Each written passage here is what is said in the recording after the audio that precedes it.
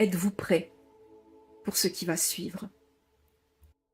Si je vous disais qu'au moment de dresser votre liste de courses, un blackout total est créé dans votre cerveau. Si vous cherchez à optimiser votre temps mais qu'une pression sur votre poitrine vous empêche d'avancer, ou quand vous recevez votre enfant à dîner au moment le plus inattendu, il vous lance la seule phrase que vous n'auriez jamais voulu entendre de votre vie. Si tout ce que vous pensez être une coïncidence est en fait totalement orchestré dans l'ombre, si une grande bouffée de chaleur envahissait votre corps à n'importe quel âge, qu'un arrêt cardiaque vous était provoqué dans l'instant,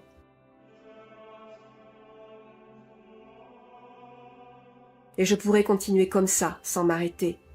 Le ton est alarmiste, mais le but n'est pas de vous faire peur, mais de réaliser ce qu'il se passe.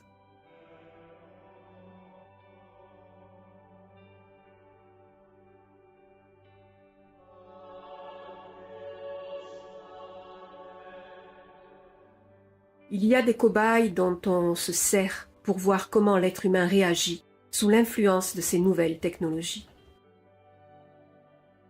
La bonne nouvelle, c'est que tout cela force à aller chercher en soi, dans les ressources intérieures les plus enfouies, le moyen de garder, de préserver son âme, de garder son calme, de ne rien montrer, même en pensée, oui, car vos pensées ne sont plus un secret pour eux.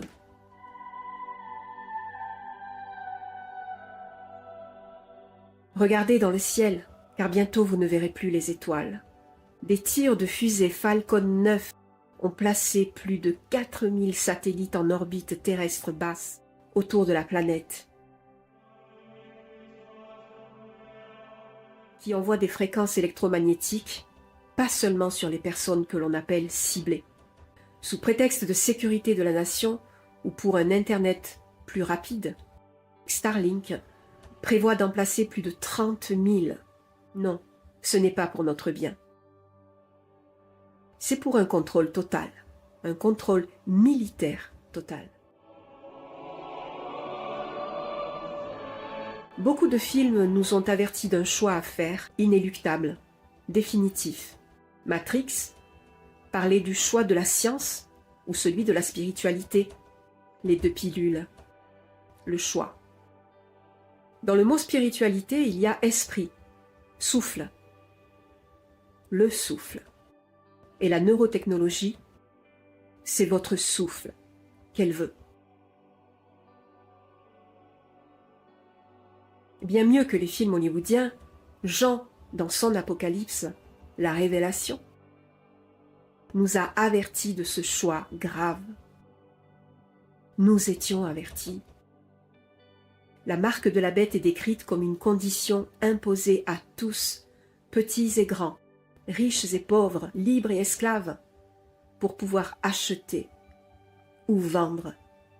Cette marque est associée au nom de la bête ou à son nombre. Elle symbolise une soumission forcée à une autorité mondiale, opposée à Dieu, interprétée comme une adoration de l'ennemi spirituel. Si vous refusez cette marque, vous devrez souffrir la haine des ténèbres sur vous, car elles veulent que vous leur apparteniez, que la petite étincelle de lumière en vous s'éteigne pour toujours. Ne leur donnez pas ce plaisir, réveillez-vous.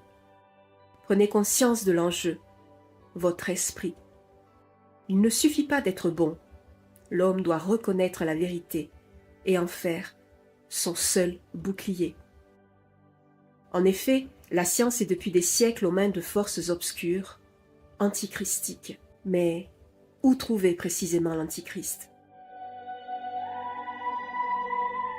Il va de soi que Lucifer se cache derrière, mais il faut aujourd'hui savoir par quels moyens agissent les ténèbres. Car, quand on connaît leurs armes, on peut alors bien affûter les nôtres.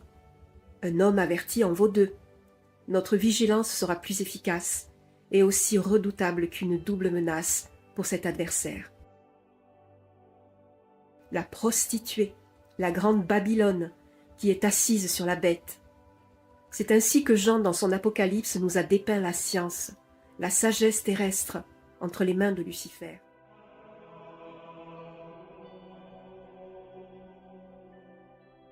Le but de notre existence est l'illumination, certes, mais celle de l'esprit, pas de l'intellect. Or, toutes ces avancées que promet la science éteignent peu à peu la lumière en nous. Si au XIXe siècle les esprits des Lumières étaient fiers du dictionnaire de Diderot d'Alembert, qui rassemblait tous les savoirs, aujourd'hui, avec la possibilité de connecter le cerveau à la machine, l'homme saura tout sur tout, mais rien de rien sur lui-même. L'être humain ne connaîtra rien de son origine, ni le but de son existence, car il sera mécanisé, robotisé, numérisé. Ce sera fini. L'heure est si grave. Cela se voit sur les visages. Oui, le monde va mal. Il ne sait plus voir. Il ne veut pas voir que la science n'est pas une fiction, c'est notre réalité. Il ne veut pas reconnaître qu'à chaque fois que la lumière a envoyé quelqu'un pour nous avertir, il mourait dans d'atroces souffrances. C'est ce que nous disent nos souffrances, à nous, êtres de nature spirituelle. Tout est imprégné par la rupture spirituelle avec notre Créateur, la beauté, la candeur, la vérité, la bienveillance, toutes les valeurs qui font l'humain. Que reste-t-il de nous? La nature, elle, encore reflète la beauté de Dieu, mais elle souffre aussi et appelle vers lui. Tout cela parce que l'homme a aimé ses propres œuvres à celles de son Créateur. Maintenant, il n'a plus la capacité de voir. Ne croyez pas que ce sera si facile. Leurs armes sont plus sophistiquées que vous ne le pensez. Jean, dans son Apocalypse, nous dit qu'à moins d'avoir la marque de la bête à la main droite ou au front, il sera impossible pour nous de vivre dans ce système que les hommes ont créé. Nous sommes alors exclus du système. Ce système fonctionne dans un but commun, un ordre bâti sur la loi des hommes, pas celle de Dieu. Ce système, il va falloir l'éprouver dans sa chair pour s'en extraire et voir la lumière. La matrice, en effet, on peut l'appeler ainsi, c'est elle. La matrice, c'est l'intellect logé dans le cerveau humain. Qui l'aurait trouvé? Ici, le repère de Lucifer. Si vous n'obéissez pas à l'ensemble, au nom d'un présumé bien commun dans ce monde interconnecté, plus rien ne vous est possible. Impossible d'envoyer des mails, d'en recevoir, de répondre à une annonce, de passer une annonce, de travailler, de manger, bientôt d'acheter, de vendre, de réussir grâce au talent naturel ou acquis qui est le nôtre. Plus de vues dans les réseaux sociaux, vous n'existez plus, du moins pour ce système. Et c'est là où le système montre son vrai visage antichristique. Des millions et des millions de dollars ou d'euros sont mis à disposition de milliers de personnes pour vous faire disparaître. Et avant cela, vous faire payer cher l'acte hérétique d'avoir cru penser par vous-même.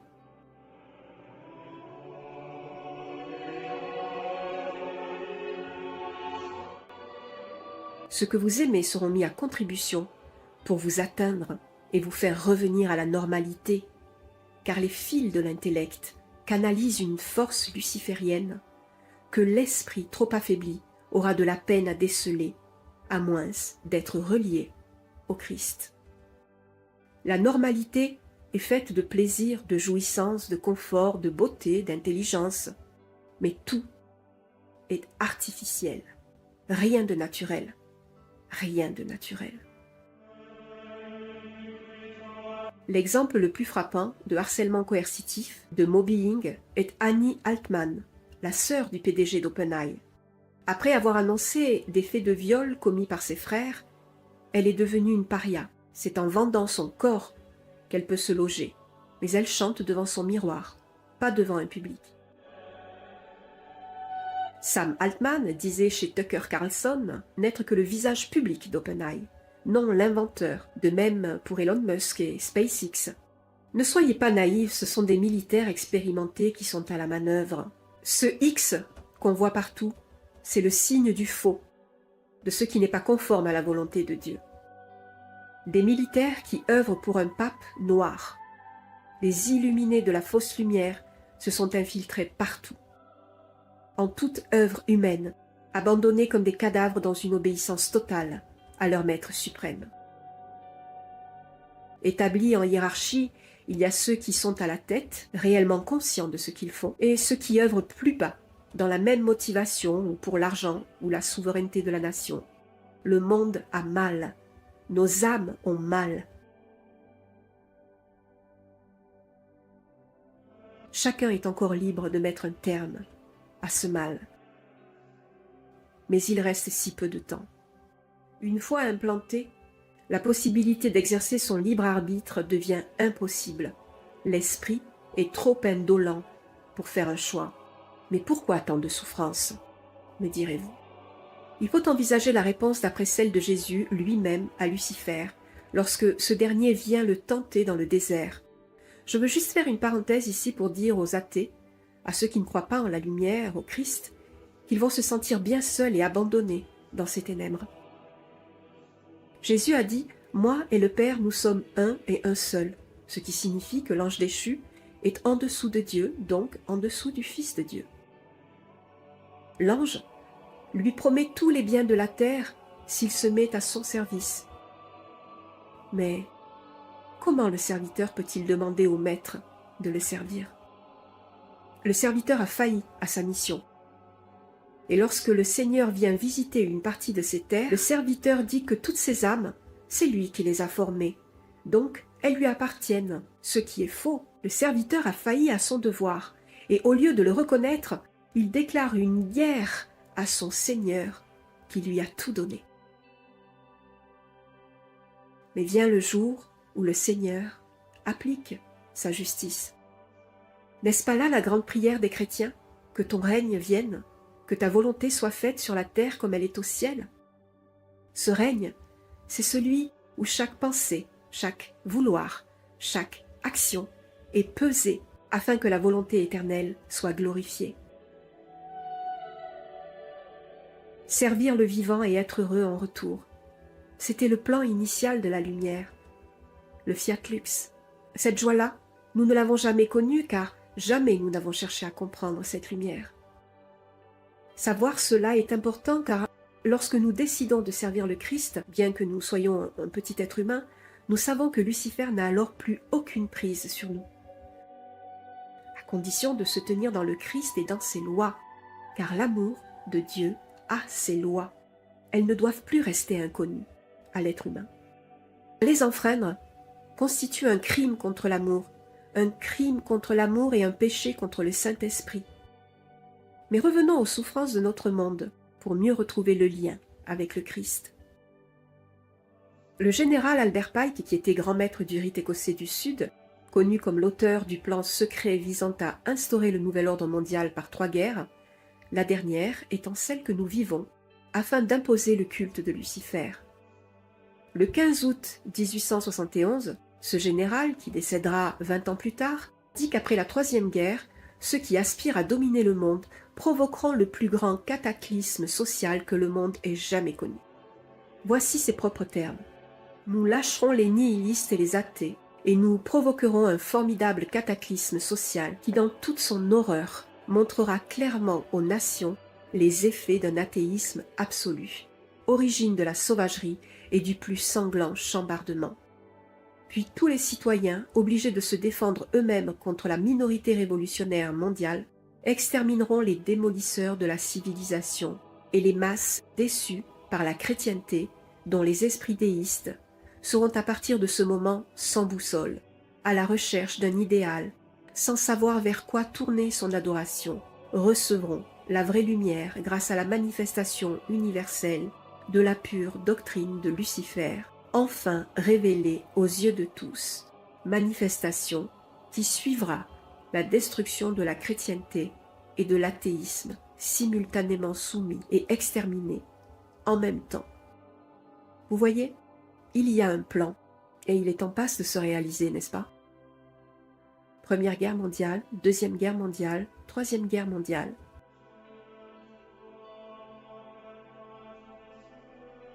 Dans mes vidéos, je vous apprends à bien faire la distinction entre l'intellect et l'esprit, pour que dans les grandes tribulations que nous vivons, vous sachiez distinguer la vraie lumière des fausses lumières lucifériennes, et que vous retrouviez l'espace en vous où la connexion à la lumière véritable peut se faire, doit se faire. Quand vous aurez compris qu'à chaque fois qu'un être humain prononce le mot « esprit » en portant sa main vers son crâne, vous saurez qu'il s'agit d'un être humain qui ne connaît pas sa véritable nature, un être humain qui est fragilisé dans les temps que nous vivons. Cela vous aidera à reconnaître l'action des ténèbres qui empêche de voir la véritable lumière, la Sainte Trinité divine.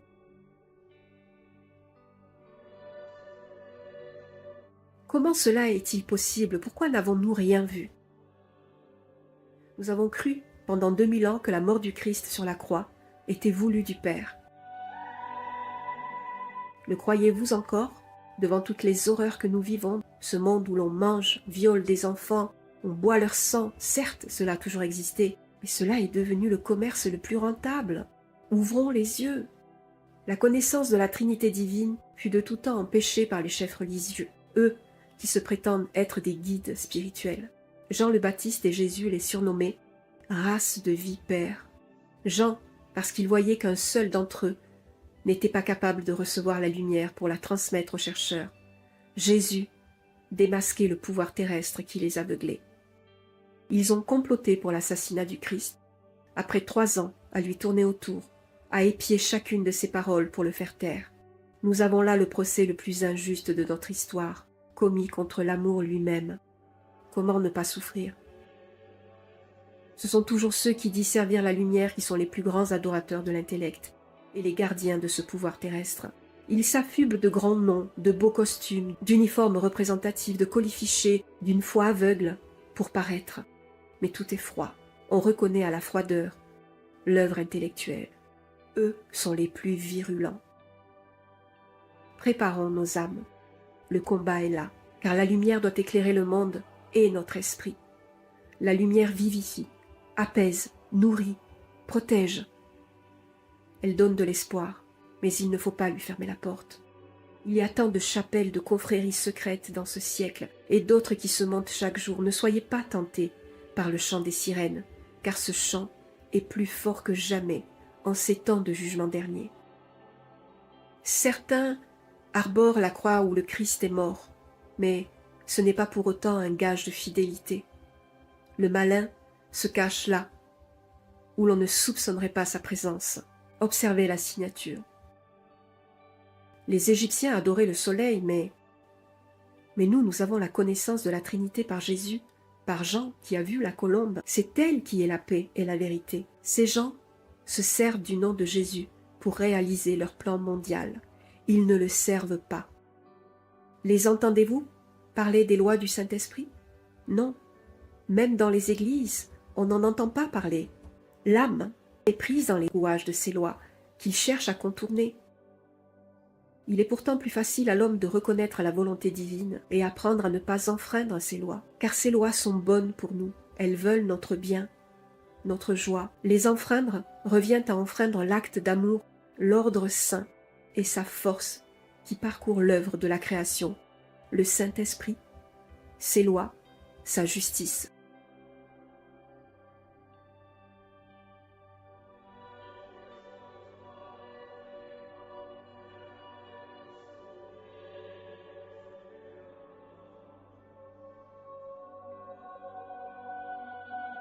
Bientôt, ces technologies préviendront de toutes les addictions, des drogues, du sucre, des médicaments et tous les écarts, toutes les dérives de la société. Mais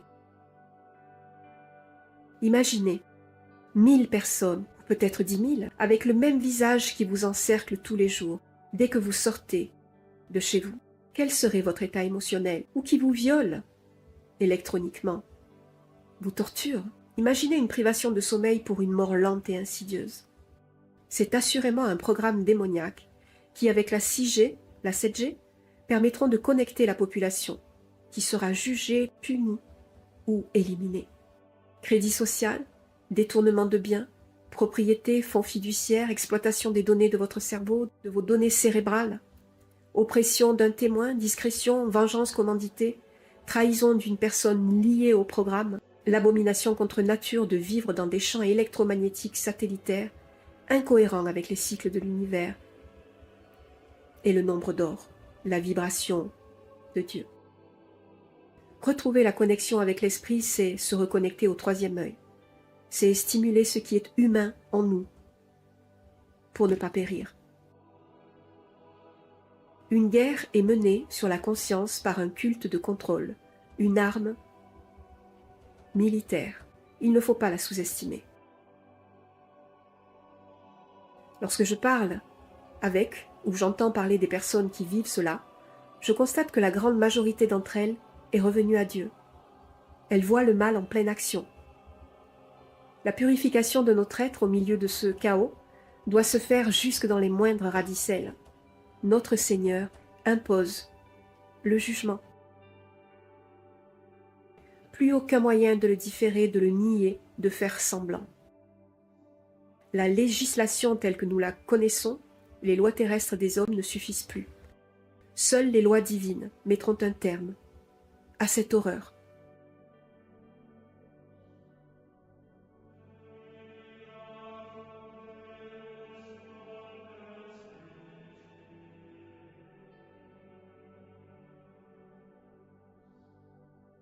La colère de Dieu est terrible. Nous étions avertis. Mais quand la détresse est à son comble, l'aide de Dieu est aussi au plus près.